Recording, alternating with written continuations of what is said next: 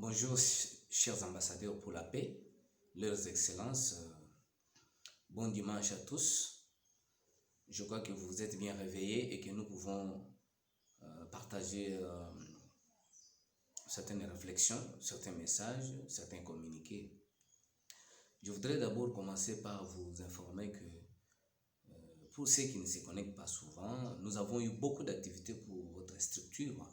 Avec le webinaire, nous avons fait beaucoup d'activités en ligne par visioconférence avec le siège international, avec le siège de l'Afrique.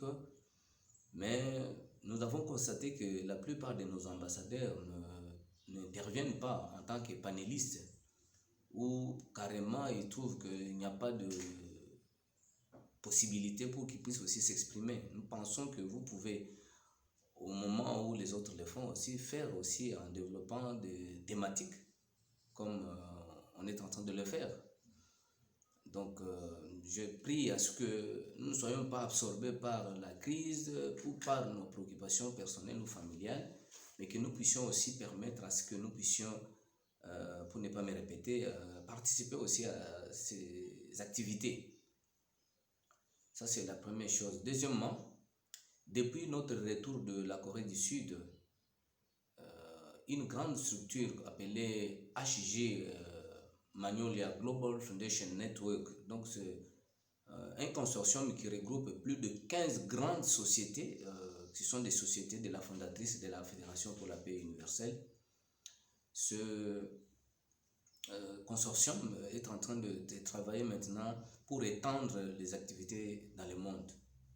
Pour ce qui est de l'Afrique, le Sénégal, les nations dans lesquelles le chef de l'État avait reçu Mme Moon lors de ses différentes tournées en 2019, ces nations bénéficient déjà pour la plupart d'une certaine attention par rapport à l'extension de ces activités au niveau international.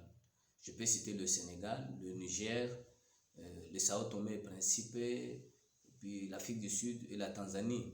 Donc ces nations sont en train de signer ce qu'on appelle les MOU, donc des protocoles ou des mémorandums d'entente pour que la FPI déploie son arsenal à travers les sociétés. Vous savez, en Corée, il a été lancé l'Association internationale pour les chefs d'entreprise et le développement. Cette organisation a réuni des sommités dans le monde du business et des affaires.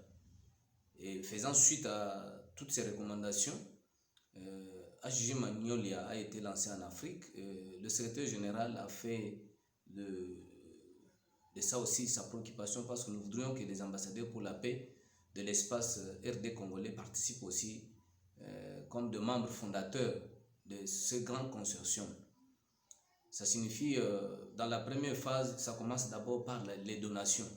On voulait avoir les membres fondateurs qui font d'abord des donations parce que pour le chapitre de l'Afrique, dont le siège se trouve à Dakar, on voudrait à ce qu'on ait 1200 membres. Mais parmi les 1200 membres, on devrait voir, ce ne sont pas des gens qui viennent prêcher. Là, on parle de business, des hommes d'affaires, les gens qui ont des activités. Tout le monde est mis à contribution, mais principalement les ambassadeurs pour la paix, pour le cas d'espèce, sont appelés d'abord à devenir membres fondateurs en faisant des donations. Donc, et ces donations s'élèvent au montant de $1200 pour de personnes qui ont de grands business.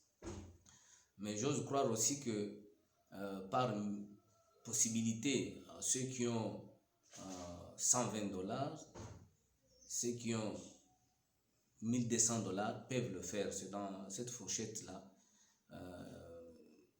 toute proportion gardée. Donc, on préfère beaucoup plus que ces personnes s'enregistrent parce que le Magnolia, comme le secrétaire général l'a expliqué, c'est une fleur dans la culture coréenne qui illustre la prospérité et ça a été pris comme le nom qui doit porter cette grande construction. Vous savez que si j'avais le document ici, j'allais vous montrer que nous avons de grandes sociétés. Nous avons par exemple à New York, là-bas, vous avez le Washington Times, ça c'est dans le domaine de la presse, c'est un grand journal dont le budget est évalué à des milliards de dollars. Un journal qui est créé déjà depuis 1982. Vous avez le New Yorker. C'est un grand hôtel avec plus de 2500 chambres, je crois. sur la 8e avenue, New Yorker. Vous avez le Manhattan Center, ceux qui connaissent New York, qui voyagent beaucoup, ils connaissent le Manhattan Center. Ce sont des propriétés, ce sont des grandes sociétés du fondateur de la Fédération pour la paix universelle. Vous avez le Video Atlanta, vous avez des unes de pêche industrielles, là-bas en Alaska, à Kodiak, toujours aux États-Unis. Vous avez des agences de presse comme NPI, Agence internationale de presse. Vous avez en Corée, vous avez Hyundai, vous avez par exemple la société qui fait le ginseng, les extraits de racines de ginseng. Vous avez des sociétés qui fabriquent le survêtement, tout ce qui est lié au sport. Vous avez des sociétés qui sont dans le marbre. Quand vous regardez ceux qui ont visité la Corée et qui étaient partis à Champion, là où se trouve le siège international, ils ont vu le palais royal. Donc là où il y a le siège international, tous les édifices là-bas, c'est vraiment la plupart en marbre. Et ce sont des sociétés du fondateur de la Fédération pour la paix universelle. Donc la FPU a investi dans tous les domaines de la vie, dans le domaine du sport. Nous avons des équipes de football, il y a même des initiatives de coupes de paix qui ont déjà commencé il y a longtemps. Dans le domaine de l'industrie agroalimentaire, dans le domaine de recherche biomédicale, dans le domaine de l'aéronautique, nous avons Corée Aerospace, cette société qui fabrique des hélicoptères dernière génération. Donc il y a beaucoup de choses, je n'ai pas le document si j'allais vous montrer. Au total, on a regroupé 15 grandes sociétés. Quand je vous parle de sociétés, là, ne vous faites pas l'illusion de ce que nous avons ici chez nous. Loin de là. Donc ce sont des grandes sociétés sud-coréennes qui sont cotées en bourse et qui sont maintenant regroupées au sein de HJ Magnolia. Et nous voulons que pour la République démocratique du Congo, les ambassadeurs pour la paix doivent devenir des membres fondateurs de cette fondation. Parce qu'on doit offrir au mois de septembre, lorsqu'on va célébrer l'anniversaire de la disparition du fondateur, on a demandé à l'Afrique de présenter 1200 membres qui souscrivent comme des fondateurs en faisant des donations à la hauteur de ce que je vous ai annoncé. Donc, je vous prie à ce que nous ne puissions pas briller par notre absence. Ou carrément, il y a une possibilité que pour les personnes qui ne peuvent pas totaliser 1200 dollars, ils peuvent faire une association. Ça signifie se mettre en place pour avoir ce montant-là et souscrire ça sous forme d'une petite mutuelle. Donc, au niveau international. Donc, avoir 1200. L'essentiel, c'est d'avoir 1200 et vous souscrivez et vous choisissez celui qui représente votre intérêt parmi les 3 ou 2 ou 4 personnes qui ont contribué. Ça, c'est pour ceux qui ne peuvent pas atteindre le 1200. Mais ceux qui peuvent avoir le 1200, ils peuvent souscrire et les formulaires seront disponibilisés. Ceux qui en ont besoin peuvent nous appeler. Je pourrai les envoyer ces formulaires qui sont encore tenus secrets dans leur boîte électronique. Ça, c'est la grande nouvelle qu'on a traitée. Beaucoup d'ambassadeurs pour la paix à travers le continent sont en train de s'activer. Ici en RDC, nous avons déjà de membres des autres organisations à part la FPI comme la Fédération des familles pour la paix et l'unité dans le monde. Nous avons l'Association internationale des parlementaires pour la paix. Certains qui ont commencé déjà à envoyer leur argent pour que on puisse le notifier. Et puis, d'abord, vous envoyez le formulaire, vous remplissez et on vous envoie le numéro de compte bancaire. Là, vous allez envoyer l'argent et vous souscrivez. À la hauteur de votre montant que vous avez versé, on va spécifier un statut que vous aurez. Donc, nous voulons que les ambassadeurs pour la paix soient bénéficiaires, les premiers bénéficiaires de ces investissements qui s'annoncent pour notre pays.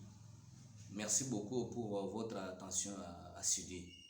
Je voudrais aussi compléter quelque chose par rapport aux motivations, au message de motivation. Je crois que le CG en a fait allusion.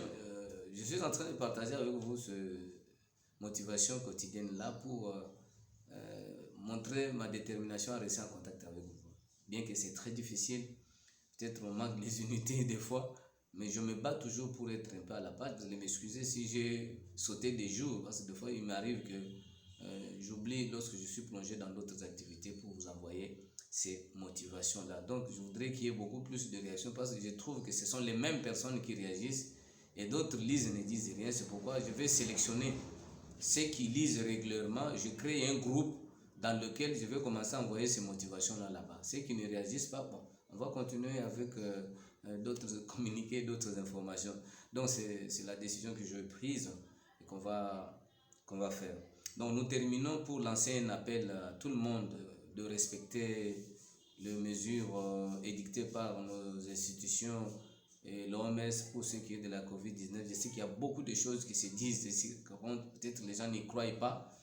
La pandémie existe. Nous-mêmes, nous étions en Corée au mois de février, nous l'avons laissé. Ils étaient à 24 cas jusqu'au moment où nous sommes rentrés le 17 février ici. La Corée est montée jusqu'à au-delà de 12 000, 13 000, 14 000.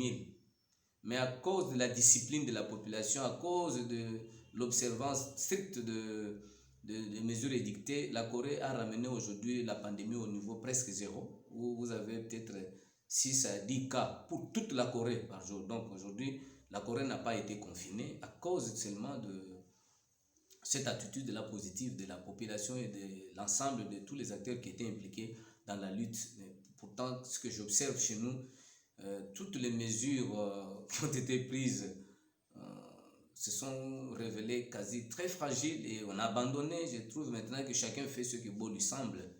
Mais je prie qu'à travers les ambassadeurs pour la paix, c'est un réseau quand même important de personnalités, de leaders d'opinion pouvaient véhiculer ce message tel que le secrétaire général l'a annoncé pour que nous puissions stopper à la rigueur la progression ou la propagation de cette pandémie de COVID-19. Nous voulons vous avoir en bonne santé parce que nous avons des enjeux et beaucoup de choses que nous devons faire et surtout que nous avons le programme maintenant de 2020-2027, donc 7 ans, où nous allons faire de grandes activités au niveau de nos institutions, au niveau de nos leaders.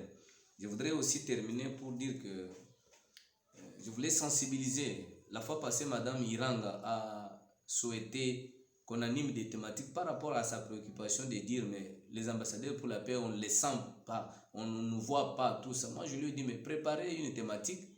Nous mobilisons les ambassadeurs pour la paix à travers Zoom. Nous pouvons faire des réunions, bien que c'est une culture qui n'est pas encore ancrée. En nous, beaucoup peinent même à se connecter sur des réseaux là pour se communiquer. Mais je prie sincèrement, comme le CG l'a souhaité, qu'on puisse mobiliser pour que chaque personne prépare quelque chose selon son secteur pour présenter ces jours-là.